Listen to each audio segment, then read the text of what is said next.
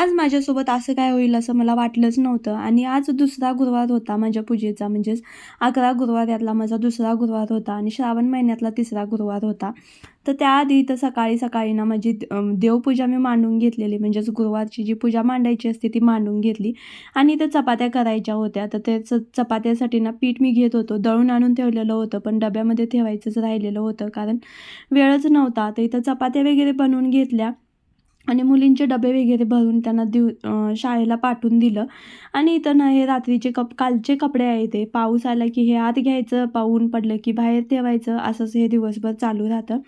तर इथं हे कपडे वगैरे ठेवून दिले आणि नंतर ना मग इथं मला सकाळी जाऊन आशूला आणावं लागलं, कारण तिची 11ला सुटणार होती आणि बारकीची 5ला सुटणार होती. तर हे 2 वेळा मला ना असे शाळेकडं जाणं ये असं त्याच्यात, आणि त्याच्यात पोथी वाचायचं, 11 गुरुवार म्हणजे जे व्रताचं जी सेवा असते ती पूर्ण करायची, ते त्याच्यातच असं दमायला झालं ना की काय सांगू. पण पूजा झाली ना की घर असं प्रसन्न वाटतं. नंतर मग रात्रीचा स्वयंपाक वगैरे करून घेतला आणि इथं पहिला देवाला नैवेद्य दाखवला. घरचे देव असतात ना, त्यांना नैवेद्य दाखवला. नंतर स्वामींची पूजा मांडलेली आहे तिथेही नैवेद्य दाखवला, आरती वगैरे करून घेतली आणि छान असं स्वामींना मुजरा करून आजचा दिवस संपवला. तर चला व्हिडिओ एंड करते आहे.